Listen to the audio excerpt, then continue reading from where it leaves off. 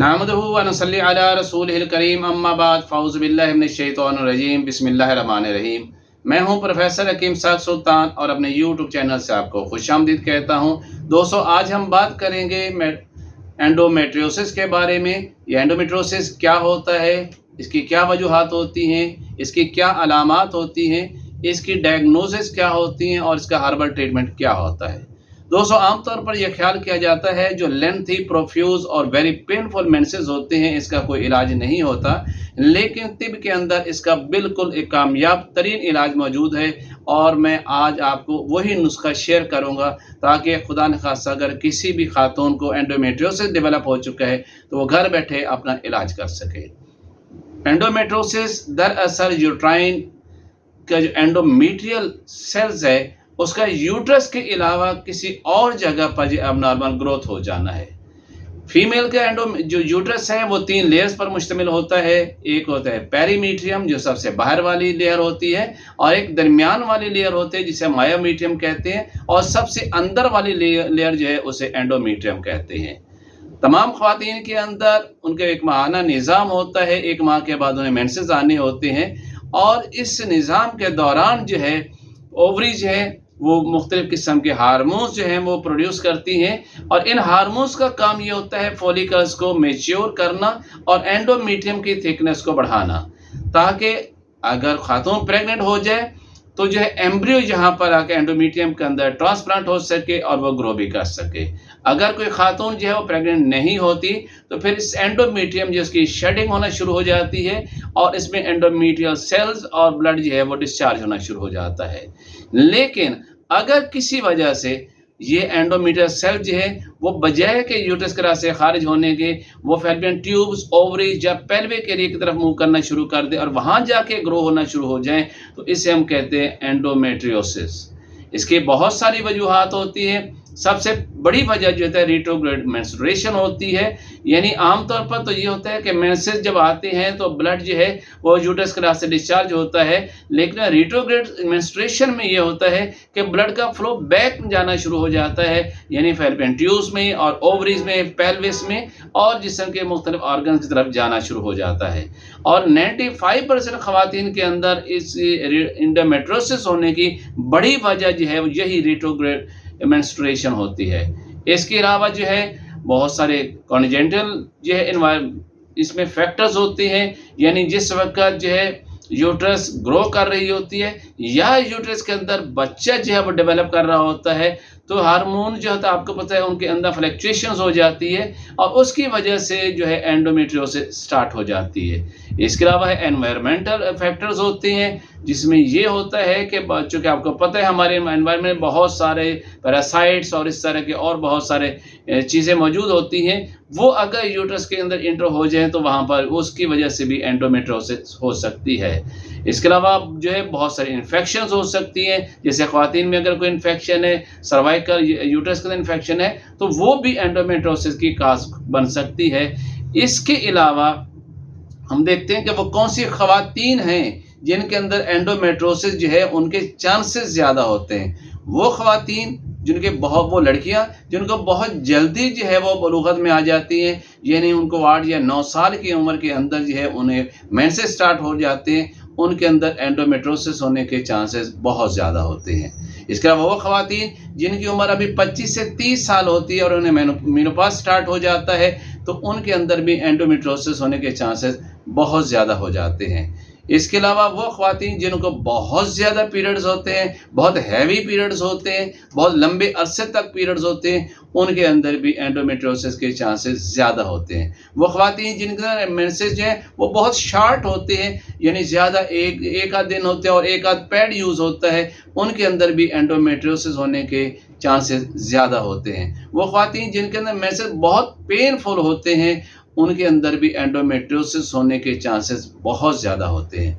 अब हम देखते हैं इसकी अलामात क्या होती हैं एंडोमेट्रियोसिस की। सबसे पहली अलामत तो ये है कि पेनफुल पीरियड्स होते हैं। इन ख्वातीन के अंदर पीरियड स्टार्ट होने से हफ्ता 10 दिन पहले जो है वो पेडू के अंदर दर्द होना शुरू हो जाता है, और जैसे पीरियड स्टार्ट होते हैं और प्रोसीड होते चले जाते हैं पेन भी बढ़ती चली जाती है, बावजूद पेन किलर लेने के इनको आराम नहीं आता। इनके अंदर मेंसेस जो होते हैं वो रेड कलर के होते हैं और क्लॉटेड होते हैं, और इससे जो है इनके जो है उनको पैड भी ज़्यादा यूज़ करने पड़ते हैं।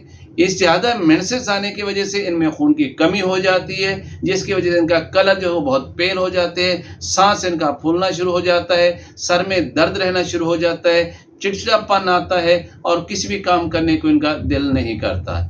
इसके अलावा ये होता है, जैसे मैंने बताया कि एंडोमेट्रियोसिस में क्या होता है कि पीरियड जो है जब ये एंडोमेट्रियम जो है वो डेवलप हो रही होती है, तो उसके साथ साथ अगर ये जो एबनॉर्मल ग्रोथ एंडोमेट्रियम की थी, अगर वो फैलोपियन ट्यूब में हो गई है, ओवरीज के अंदर हो गई है, इसके अलावा यूरिनरी ब्लैडर में हो गई है, रेक्टम में हो गया, तो वहां पर भी जो एंडोमेट्रियम है वो भी डेवलप होना शुरू हो जाएगी।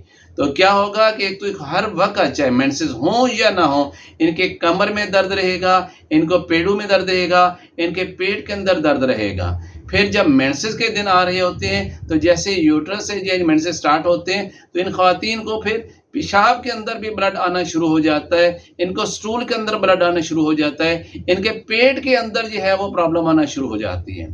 ऐसी ख्वातीन में अब जैसे कि जब ये ब्लीडिंग जो अब नॉर्मल जगह पर हुई थी, अब नॉर्मल ग्रोथ हुई थी, जैसे फैलोपियन ट्यूब्स में बताया, ओवरीज बताया, तो वहां पर भी जब ब्लीडिंग हुई तो वहां चूंकि ब्लड निकलने का रास्ता नहीं होगा, तो क्या होता है ब्लड वहां पर रुकना शुरू हो जाता है। और अगर यही ब्लड ये ओवरीज में रुक जाए तो फिर ये ब्लड क्लॉट हो जाता है, ये ब्लैक कलर का हो जाता है, जिसे हम कहते हैं चॉकलेट सिस्ट। चॉकलेट सिस्ट दरअसल और कुछ भी नहीं होता, ये भी एंडोमेट्रियोसिस का एक पार्ट होता है। और अगर यही एंडोमेट्रियोसिस फैलोपियन ट्यूब्स के अंदर डेवलप हो जाए तो क्या होता है, फैलोपियन ट्यूब्स ब्लॉक हो जाती हैं और ऐसी खवातीन जो होती हैं वो बांझ हो जाती हैं, क्योंकि ना तो एग जो है वो अपने फैलोपियन ट्यूब तक आ सकता है और ना स्पर्म जो है वो एग तक पहुंच सकता है, जिसकी वजह से इन खवातीन के अंदर जो है वो इनफर्टिलिटी हो जाती है। इसके अलावा ऐसी ख्वातीन के अंदर जैसे हम बताया कि एंडोमेट्रियम यूट्रस के बाहर भी डेवलप हो जाती है, तो फिर ये होता है यूट्रस का साइज जो है वो बढ़ जाता है। इसके अलावा ये है कि ऐसी ख्वातीन के अंदर जैसे पेट के अंदर ये जैसे पेरिटोनियम मेम्ब्रेन है, जो हमारी पूरी आंतों के अंदर जो झिल्ली है जो पेरिटोनियम मेम्ब्रेन की बनी है, जब वहाँ पर एंडोमेट्रियोसिस डेवलप हो जाता है तो हर वक्त पेट के अंदर दर्द रहना शुरू हो जाता है। अब हम देखते हैं हम इसकी डायग्नोसिस कैसे करेंगे।